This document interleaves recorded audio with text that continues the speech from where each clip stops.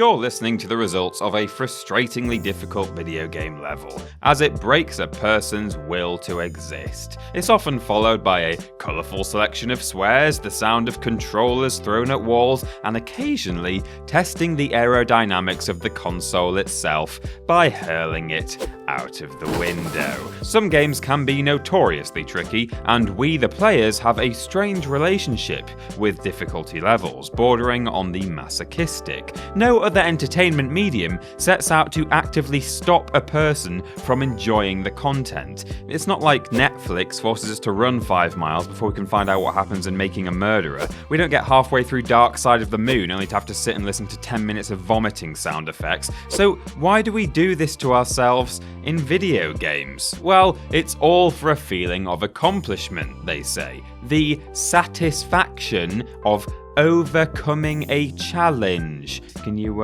hear my air quotes there? The above reasoning sounds legit enough on paper, but the fact is, sometimes a gradual learning curve turns into a vertical concrete wall of pain. Occasionally, as you'll assure yourself, it's genuinely not even your fault, with a lack of decent explanation or direction on the part of the game, meaning the solution makes absolutely no sense whatsoever. Whatever the reason though, the entries on this list are definitely responsible for several broken controllers, and maybe even a few angry tears. I'm Peter from TripleJump, and here are 10 infuriatingly hard levels in otherwise great games. Number 10, ANOR LONDO, Dark Souls.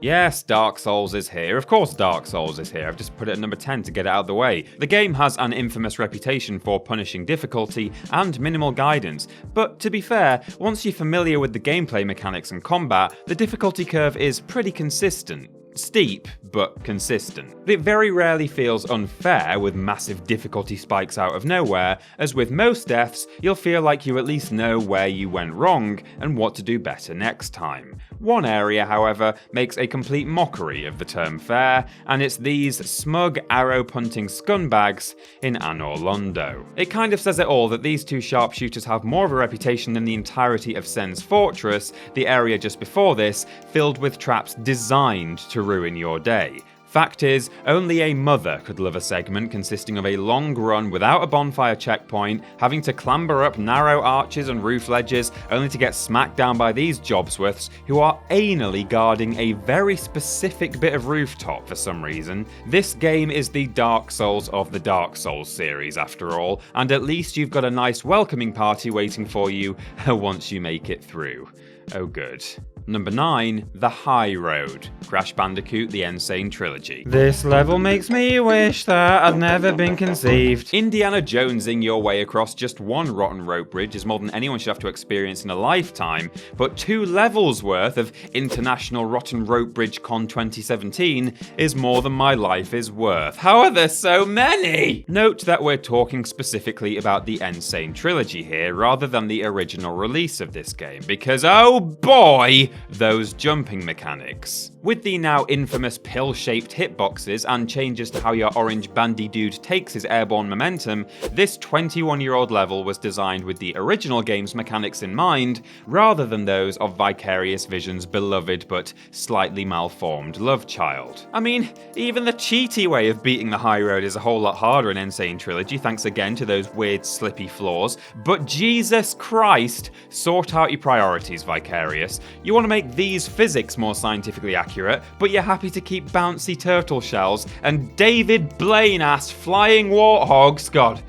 I'm out. Number 8, AQUAS and TITANIA, Star Fox 64. I'm cheating the system again, including 2 levels in one entry, but you know what? I could probably have added even more, so count yourselves lucky. The fact of the matter is, this game is called Star Fox, so if I'm the fox, surely I ought to be flying up in space, not dragging my knuckles along the ground or swimming through the ocean. When you first get to use the Blue Marine sub and the Landmaster tank, it's pretty exciting, what with the slick Thunderbird-style deployment introducing the new vehicles. But sadly, it's all downhill the moment you actually start using them. Depending on your chosen path, your first taste of tank action comes with either Macbeth, featuring horrible train switches and an instant game over state if you take too long, or you have the terrible TITANIA level, where you avoid getting stepped on by clumsy robots and dodge falling debris before fighting this tweaked out monstrosity. Then there was AQUAS, proud winner of TripleJump's Definitely Not the Best Water Level in Gaming History award several years running. Your vision is limited by the murky depths, enemies fire at you from all angles, and ship movement seems clunky and unresponsive. And throughout all of these levels, of course, you've got Captain Liability, Slippy Toad, chipping off down the comms about something or other before inevitably getting captured and letting everyone down again. We don't have to rescue him. We could just leave him this time. Number 7, wrong side of the tracks. Grand Theft Auto San Andreas. Oh, CJ, just follow the damn train already. Come on, mate, it's not hard. Oh, what's that? Big Smoke, your wise-ass gunman, couldn't hit a barn door with a banjo? And if you fail, you get put all the way back to the start of the chase to listen to his nonsense over and over again? Well, to be honest, CJ, we're hearing a lot of excuses, but not seeing a lot of results. Okay, so there are probably more difficult missions in San Andreas, particularly anything that involves flying that stupid remote control plane that handles like a drunk shopping trolley. But this particular segment was so unassuming yet so infuriating. The bike so prone to jumping off in random directions. The lines of dialogue repeated on every single attempt so sickeningly familiar that it's even found its place among the Mimi community. Is that how you say it? All we had to do Oh, shut up, Big Smoke. I tell you what, actually, next time, why don't you bloody drive, you useless sack of Number 6, AZTEC, GoldenEye.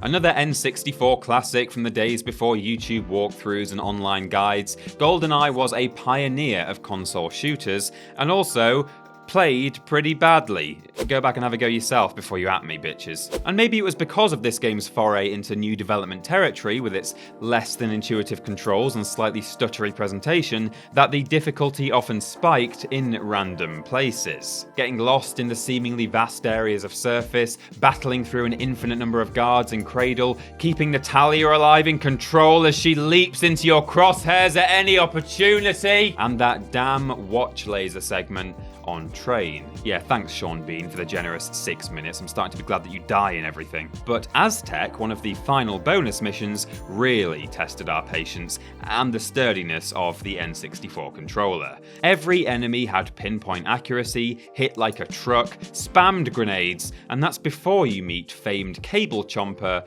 Jaws. This dude just didn't die, soaking up bullets like he was sunbathing in the Algarve. We'd understand if we were hitting him in the teeth, but it was news to me that he had the full body titanium treatment. And what do you get for all your efforts if you finally complete it on 00 Agent difficulty?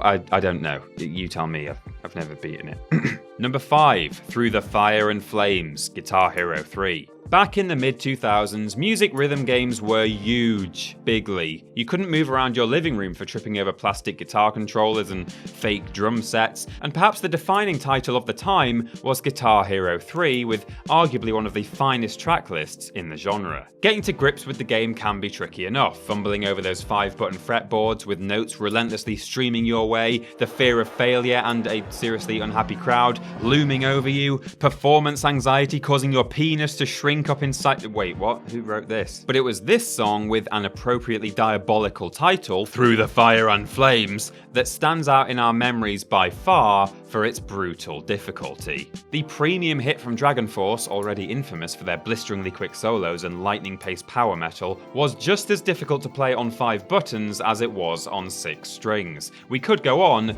but just look at what's on screen right now. I don't know what else to. Oh, so many notes. Has anyone got my inhaler? I need a minute.